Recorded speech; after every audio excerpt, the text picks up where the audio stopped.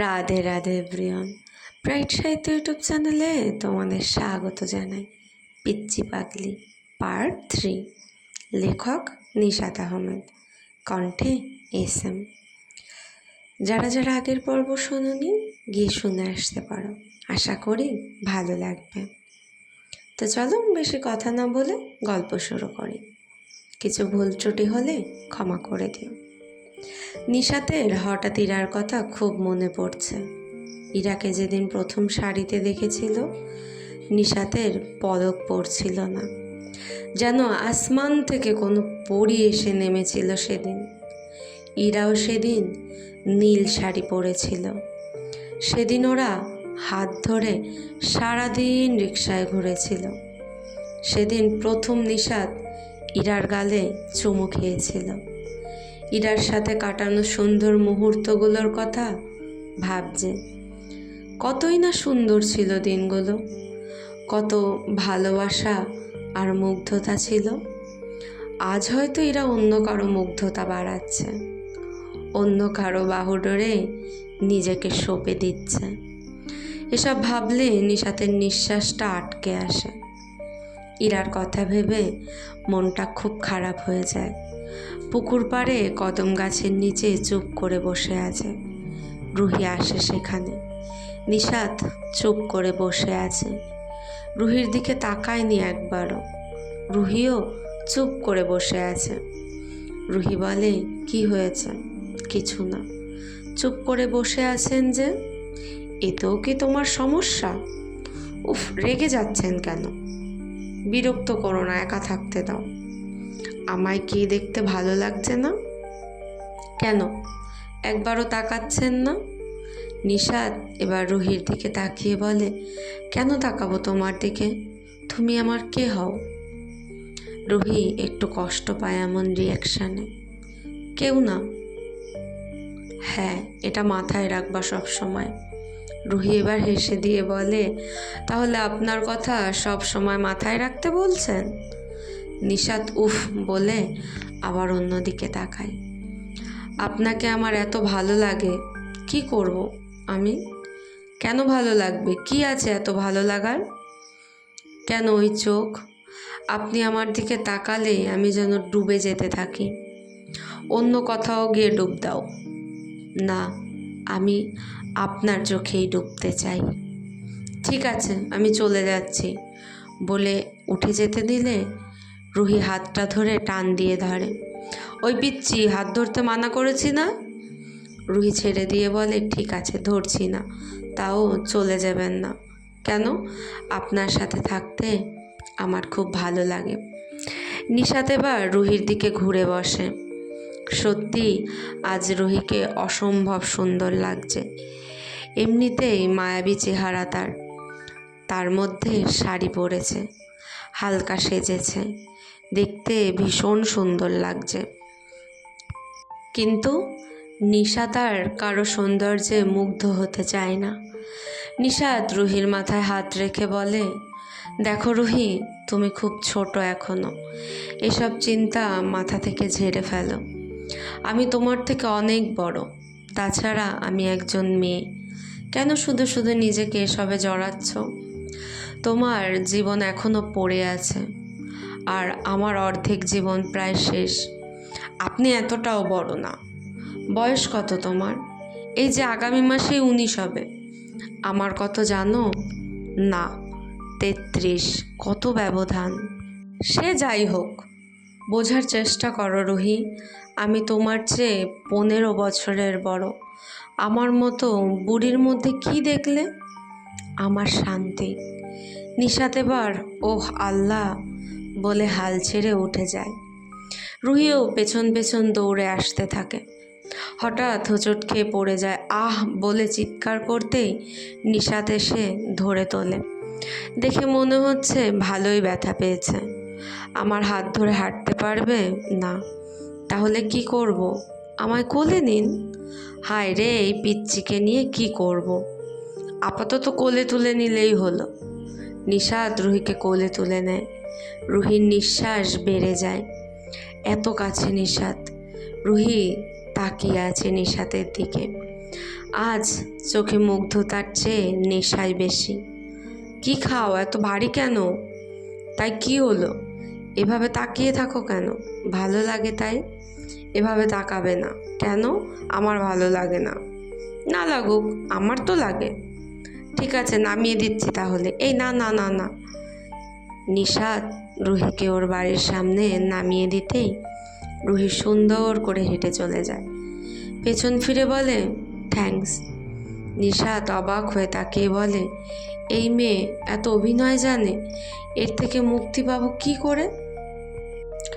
আজ রুহিদের farewell programme. 1 সপ্তাহ পরে ওদের ফাইনাল পরীক্ষা। রুহির ভীষণ মন খারাপ।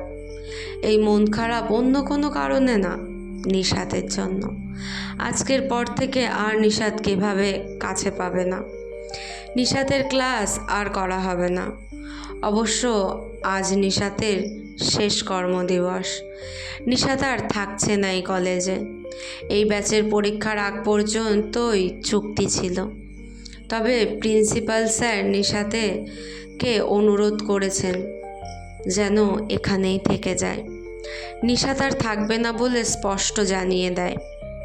নিশাত তার ট্যুর এজেন্সি নিয়ে কাজ করতে চায়। ছোট্ট একটা ট্যুর এজেন্সি চালু করেছে নিশাত। রুহি সকাল থেকে কেঁদেই চলেছে, কোনোভাবেই থামছে না। দেখে নোরা এসে নিশাতকে বলে, দেখেন না ম্যাম, রুহি কান্না থামাচ্ছে না কোনোভাবেই। নিশাত গিয়ে রুহিকে ডেকে নিয়ে আসে লাইব্রেরিতে। কি হয়েছে, এত কাঁদছো কেন? রুহি চুপ করে আছে। নিশাত এবার রুহির মাথায় হাত বুলিয়ে দিয়ে বলে, আর কাঁদতে হবে না, শরীর খারাপ করবে। নিশাত রুহির চোখের পানি মুছে দিয়ে বলে, একদিন তো সবাইকেই যেতে হবে।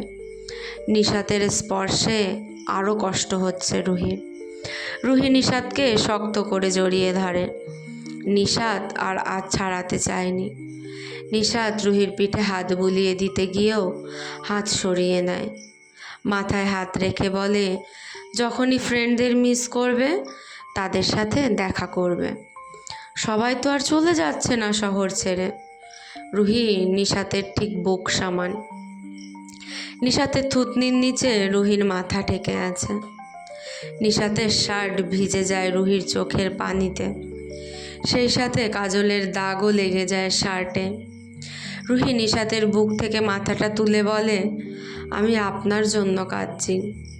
রুহির অশ্রুসিক্ত চোখ দুটো দেখে নিশাতের বড্ড মায়া হচ্ছে। রুহিকে ছাড়িয়ে থুতনিতে হাত দিয়ে মুখটা উপরের দিকে তুলে বলে, কেন? এই যে রোজ আর আপনাকে দেখতে পাবো না, আপনার ভয়েসটা শুনতে পারবো না, কি করে থাকবো আমি? বলে আবার কাঁদতে শুরু করে। নিশাত চোখের পানি মুছে দিয়ে বলে, তাহলে কি করতে হবে আমায় এখন? আমার এক্সাম শেষে প্রতিদিন আমায় সময় দিতে হবে, আমার সাথে দেখা করতে হবে, না হয় আমার পড়ায় মন বসবে না, পরীক্ষা ভালো হবে না, রেজাল্ট ভালো না হলে আবার মার খেতে হবে। ঠিক আছে, তাই হবে। এবার রুহি বেশ খুশি হয়। এবার খুশিতে আবার জড়িয়ে ধরে। নিশাত মনে মনে বলে, পিচ্চি পাগলি। নিশাত তার ছোট্ট ট্যুর এজেন্সি চালু করে, মাত্র 3 জন সদস্য নিয়ে। বেশ সময় দিতে হয় এখানে। নিশাতের টেবিলের ক্যালেন্ডারে রুহির এক্সামের ডেটগুলো মার্ক করা। প্রতি এক্সামের দিন এক্সাম শেষে নিশাত গিয়ে কলেজের সামনে দাঁড়িয়ে থাকে। রুহি বের হলে ওকে আইসক্রিম খাইয়ে বাসার সামনে নামিয়ে দিয়ে চলে আসে। কেউ রুহিকে জিজ্ঞেস করলে বলে, নিশাত তার মায়ের বান্ধবী, তাই একটু কেয়ার নেয়। আজ রুহির শেষ এক্সাম। নিশাতের একটা ইম্পর্টেন্ট মিটিং থাকায় যেতে লেট হয়। গিয়ে রুহিকে না দেখে চারিদিকে খুঁজতে থাকে। হঠাৎ রুহি পেছন থেকে এসে জোরে বলে, কাউকে খুঁজছেন বুঝি? নিশাত চমকে ওঠে, চোখ দুটো বন্ধ করে বলে, উফ, আজ আপনি লেট করেছেন, তাই আপনার শাস্তি আছে। কি শাস্তি? আজ আমাকে শপিংয়ে নিয়ে যেতে হবে। পারবো না। কেন? আমার এত টাকা নেই। এত দামি কিছু চাইবো না আমি। কি চাইবে? আগে নিয়ে তো চলেন। নিশাত আর রুহি হাঁটছে। রুহি বারবার নিশাতের হাত ধরছে। নিশাত বারবার ছাড়িয়ে দিয়ে বলছে, মানুষ দেখলে কি ভাববে? কি আর ভাববে? ভাববে আমার খালামণি। নিশাত ভ্রু দুটো কোঁচকে একটা রাগী লোক দিয়ে তাকায় রুহির দিকে। রুহি এদিক ওদিক তাকায়। কিছু দূর যেতেই রাস্তায় একটা ফুলের দোকান দেখে। আমায় সাদা গোলাপ কিনে দেন। নিশাত বেশ কয়েকটা সাদা গোলাপ আর বেলি ফুল কিনে দেয়। বেলি কি আপনার পছন্দের? হ্যাঁ। কিছু দূর যেতে রুহি বলে, আইসক্রিম খাবো। নিশাত ঠান্ডা কিছু খেতে পারে না, তাহলে ওর সর্দি লেগে যায়, গলা ব্যথা শুরু হয়। পার্কের বেঞ্চে বসে রুহি আইসক্রিম খাচ্ছে আর নিশাত চিপস খাচ্ছে। রুহির ঠোঁটে আইসক্রিম লেগে যায়। নিশাত ইশারা করলেও রুহি বোঝে না। নিশাত এদিক ওদিক তাকিয়ে রুহির ঠোঁট থেকে আইসক্রিমটা মুছে দেয়। এমন অপ্রত্যাশিত স্পর্শে রুহি একটু কেঁপে ওঠে। নিশাত সেটা খেয়াল করে। দুজনেই চুপ। কিছুক্ষণ পর নিশাতের হাত থেকে চিপসের প্যাকেটটা নিয়ে খেতে শুরু করে রুহি। নিশাত ফিসফিস করে বলে, পাগলি। রুহি জিজ্ঞেস করে, কিছু বলছেন? না। দুজন আবার হাঁটতে থাকে। শপিং মলে গিয়ে রুহি একটা পায়েল কেনে শুধু। পায়েলটাতে এন লেখা। শপিং মল থেকে বের হতেই ঝুম বৃষ্টি। দুজনই ভিজে যায়। ভেজা শরীরে সাদা স্কুল ড্রেসে পরা রুহির ছেলেরা বারবার তাকাচ্ছে দেখে নিশাত রুহিকে আড়াল করে ওর দিকে ফিরে দাঁড়িয়ে থাকে। রুহির কাছে ব্যাপারটা খুব ভালো লাগে। মনে মনে বলতে থাকে, আমি ঠিক মানুষটাকেই ভালোবেসেছি। বৃষ্টি একটু কমতেই রিক্সা ডাকে নিশাত। রুহির বাসার সামনে নামিয়ে দিয়ে চলে যায় নিশাত। যাওয়ার আগে রুহি ওর কাছে হোয়াটসঅ্যাপ নাম্বার চাইলে বলে, আগে ইউনিভার্সিটিতে চান্স পাও, তারপর নাম্বার পাবে। রুহি আবার জিজ্ঞেস করে, আপনাকে তাহলে আবার পাবো কোথায়? নুরার ফোন থেকে কল দিও রাতে, বলে দেব। রুহি খুশি হয়ে চলে যায়। নিশাত রিকশায় বসে থেকে ভাবছে, এসব কি করছে সে? রুহি না হয় পিচ্চি, ও তো আর পিচ্চি না, কিন্তু ও চাইলেও রুহিকে ইগনোর করতে পারছে না কোনোভাবেই। নিশাত রুমে এসে ফ্রেশ হয়। হঠাৎ চোখ পড়ে শার্টটাতে, যেটাতে এখনও রুহির চোখের কাজলের দাগ লেগে আছে। নিশাত শার্টটা হাতে নেয়, কিছুক্ষণ তাকিয়ে থেকে রেখে দেয় যত্ন করে। নিশাত রান্না করছে রাতের খাবার। হঠাৎ কল আসে। দেখে নুরার নাম্বার। বুঝতে পারে রুহি কল দিয়েছে। হ্যালো, কি করছেন? রান্না করছি। বাহ, আপনি রান্নাও পারেন? কেন, অবাক হওয়ার কি আছে? আপনাকে দেখে তো মনে হয় না। না হোক, বলো কি বলবে। আপনিই তো কল দিতে বলেছিলেন। তোমার মাকে আমি ফোন দিয়ে বলে দিয়েছি অ্যাডমিশন টেস্টের কোচিংয়ের জন্য তোমার ক্যারিয়ার কোচিং সেন্টারে ভর্তি হতে। কাল তোমার মাকে নিয়ে গিয়ে ভর্তি হয়ে এসো। সেটা না হয় বুঝলাম, কিন্তু আপনাকে কোথায় পাবো? এত তাড়া কেন? তাই তো বলছি, আমাকে আপনার কাছে নিয়ে যান। আমার এখন 19, কিছুদিন পর 20 হয়ে যাবে। আমি আর পিচ্চি থাকবো না। এত বাজে বকো কেন বলো তো? আপনাকে বিরক্ত করতে? ঠিক আছে, রেখে দিচ্ছি। আরে না না, আর কিছু বলছি না কিছু। গুড। কোচিং সেন্টারের অপোজিটে একটা ট্যুর এজেন্সি আছে, আমি সেখানেই থাকবো। আচ্ছা বুঝলাম। কি বুঝলে? বুঝলাম যে আপনিও আমায় দেখতে চান। নিশাত, মোটেও না, বলে ফোন রেখে দেয়। তাই তো নিশাত কেন রুহিকে তার অফিসের ঠিকানা দিচ্ছে। নিশাত মনে মনে এটা ভাবতে থাকে। রাতে খেয়ে শুয়েছে। ইরার কথা মনে হয়। গ্যালারিতে ইরার ওর ছবিগুলো দেখতে থাকে। দেখতে দেখতে দু চোখ বেয়ে পানি পড়তে শুরু করে। ইরাকে বড্ড মিস করছে নিশাত। অনেক দিন হলো ইরার ভয়েসটা শোনা হয়নি। অনেক দিন হলো ইরাকে দেখা হয়নি। বড্ড ইচ্ছে করছে ইরাকে কল দিতে, কিন্তু ইরা সব জায়গায় ব্লক করে রেখেছে।